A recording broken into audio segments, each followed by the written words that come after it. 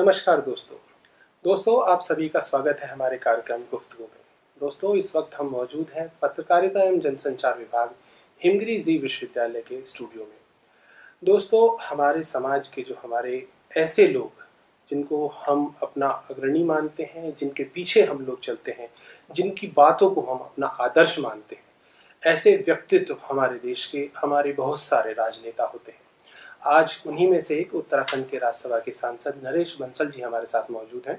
Sir, हम आपका बहुत अपने कार्यक्रम में स्वागत करते हैं। नमस्कार। दोस्तों हम सभी इस बात को जानते हैं कि जो विश्वविद्यालय होते हैं वहां पर बहुत सारे युवा होते हैं और जो हमारे देश के नेता होते हैं वो इन्हीं युवाओं में से निकलकर कल नेता बनते हैं।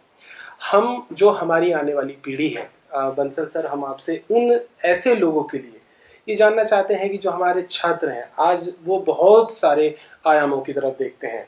हमारे देश के प्रधानमंत्री ने एक नया कॉन्सेप्ट दिया है कि हमें जॉब सीकर नहीं बनना है, हमें जॉब प्रोवाइडर बनना है, या हम आत्मनिर्भर भारत की तरफ बढ़ रहे हैं तो हमें आत्मनिर्भर होना है। तो ये बात अपने आप में कितनी महत्वपूर्ण है? देखिए, ये बात बहुत ही महत्वपूर्ण है और पिछले आजादी के 70 सालों में हमने देखा कि हमने ग्रेजुएट, पोस्ट ग्रेजुएट और विभिन्न फील्ड में शिक्षित युवा तो खड़े किए, लेकिन वो सब अधिकांश नौकरी मांगने वाले हुए। और अगर हम आजादी के समय से ही इसको प्रारंभ करते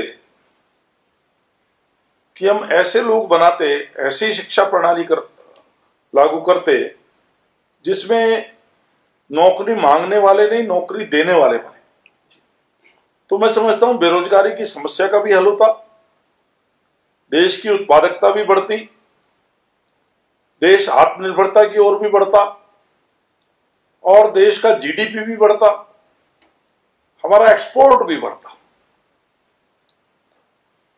आजादी से पहले बहुत बड़ा हिस्सा हमारे एक्सपोर्ट का विश्व के बाजार में था, जो आजादी के बाद न्यूनतम होता चला गया। अब फिर उस पर फोकस है।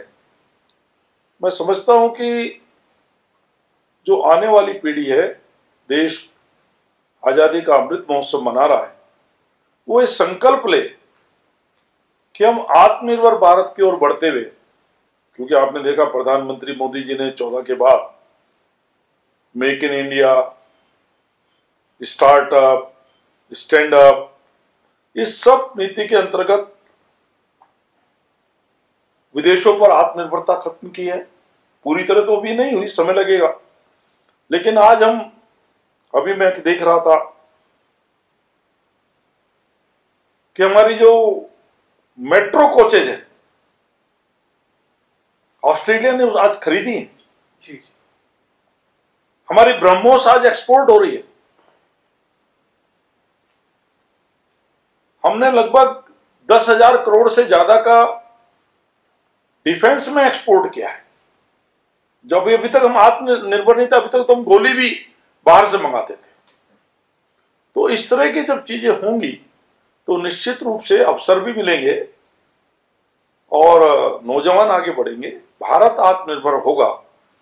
तो आत्मनिर्भर भारत, एक भारत, श्रेष्ठ भारत, सशक्त भारत, स्वस्थ भारत, ये विश्व में शांति की गारंटी है। ये विश्व मानता है आज कि पूरे विश्व में यदि शांति कायम हो सकती है तो भारत का जो आचार व्यवहार है, भारत की जो चिंतन पद्धति है, उसी के माध्यम से हो सकती है। अभी मैं समझता हूं लगभग 1 सप्ताह पूर्व मलेशिया के राष्ट्रपति ने सजेशन दिया है कि विश्व के अंदर शांति स्थापित करने के लिए शांति मिशन बनाना चाहिए, जिसमें 3 लोगों की समिति बने। एक हमारे संयुक्त राष्ट्र के महासचिव, दूसरे पोप फ्रांसिस और तीसरे भारत के यशस्वी प्रधानमंत्री श्री नरेंद्र मोदी जी। ये भारत के ऊपर विश्व का विश्वास है। विश्व इस बात को मानता है क्योंकि हमारे इतिहास में कहीं पर ऐसा नहीं कि हमने किसी पर आक्रमण किया। हमने विचारों से लोगों को जीता है, हमने तलवारों से नहीं जीता, हमने लोगों के दिलों पर राज किया है। तो इस प्रकार से आत्मनिर्भर भारत ये नौकरी मांगने वाला नहीं, नौकरी देने वाला भारत होगा जी। मैं ऐसी ही शुभकामनाएं भी यहाँ के युवकों को देता हूँ कि वो अपने शिक्षण के साथ साथ इस ओर आगे बढ़े। बहुत बहुत धन्यवाद जी। एक और प्रश्न मैं छोटा सा आपसे पूछना चाह रहा था, जैसे उत्तराखंड है, हम ये जानते हैं कि हमारा उत्तराखंड जो राज्य है वो पहाड़ी क्षेत्र है और यहाँ पर पलायन की एक बहुत बड़ी समस्या है।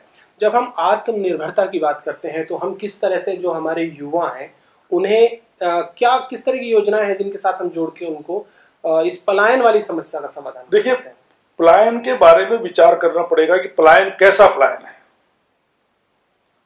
मैं देखता हूं कि हमारे पहाड़ के दूर दूर के जो युवक जिन्होंने अपनी शिक्षा मेहनत से ग्रहण की, उन्होंने वहां से निकल करके बड़े आयाम स्थापित किए। General Bipin Rawat, coast guard के जनरल राजेंद्र सिंह जी और बड़े बड़े साइंटिस्ट, बड़े बड़े अधिकारी, क्या इसको पलायन कहेंगे? वो वहां रह करके बन जाते क्या? पलायन को देखना पड़ेगा, पलायन विकास बढ़ाने वाला है या विकास का अवरोधक। मुझे लगता है इस पलायन की चिंता नहीं करनी चाहिए। जो देश के काम आ रहा है, समाज के काम आ रहा है, वहां पर संसाधन होने चाहिए, वहां पर लोग आए, वहां रहने वालों की आय बढ़नी चाहिए। उत्तराखंड में हम टूरिज्म को बढ़ाएं, स्टे होम की बहुत अच्छी योजना हमारी सरकार लेकर आई है। वीर चंद्र सिंह गढ़वाली में हमने युवकों को रोजगार दिया है, उनको फाइनेंशियल हेल्प की है। तो इस प्रकार से ये जरूर चिंता करनी चाहिए कि जो हमारा, चूंकि उत्तराखंड दो देशों की सीमाओं से लगा है, तो हमारे उत्तराखंड के सीमाओं से सीमांत के जो गांव हैं वो खाली नहीं होनी चाहिए जी। क्योंकि वो एक रक्षा की गारंटी है। कई बार मिलिट्री के बजाय उस जनता से पता लगता है जो वहां रहने वाली है कि कहीं क्या गड़बड़ हुई, तो वो रहने चाहिए। उस पर सरकार का फोकस भी है, काफी कर रहे हैं। हमारी सरकार ने पलायन आयोग बनाया, उसने लगभग 2 लाख लोगों से सुझाव लिए, उसके सुझाव दिए, उस पर सरकार इंप्लीमेंट कर रही है। तो पलायन को क्लासिफाइड करना पड़ेगा कि एक तो वहीं पर रोजगार मुहैया हो, वो ठीक है जिनको वो करना है, लेकिन उससे आगे बढ़कर अगर एक्सपोजर करना है, उनका विश्व में और देश में कहीं नाम होना है, तो उनको वहां से आगे जाना ही पड़ेगा। और मुझे लगता है उसको पलायन की श्रेणी में नहीं लेना। बिल्कुल सही बात आपने बताई कि जो पलायन देश के काम आता है, उस पलायन को हम नकारात्मक ढंग से नहीं ले सकते, बल्कि एक सकारात्मक दिशा में है। और अब इस कड़ी में मैं अंतिम प्रश्न आपसे जानना चाहता हूँ। आप हिमगिरी जी विश्वविद्यालय प्रांगण में हैं। आज आपने पत्रकारिता विभाग और उनके छात्रों के साथ, शिक्षकों के साथ संवाद किया, विश्वविद्यालय के अन्य विभागों के छात्रों के साथ भी आपने देखा। आपका विश्वविद्यालय का अनुभव कैसा रहा? मैं पहली बार इस विश्वविद्यालय में आया हूं और मैं सबसे पहले इसके संस्थापक मेरे मित्र हैं सुभाष चंद्रा जी, उनको बधाई देता हूं कि उन्होंने उत्तराखंड में एक ऐसी यूनिवर्सिटी स्थापित की है जो बहुआयामी व्यक्तित्व के युवकों का निर्माण कर रही है। और मेरा विश्वास है कि इस यूनिवर्सिटी में पढ़ने वाले युवक युवतियां देश के एक धरोहर साबित होंगे, देश के लिए एक एसेट साबित होंगे, देश और समाज के लिए काम करेंगे और विकसित भारत का जो संकल्प प्रधानमंत्री जी ने लाल किले से कहा है उसको पूरा करने में अपना 100% योगदान देंगे, ऐसा मेरा विश्वास है। मैं सबको शुभकामनाएं देता हूं।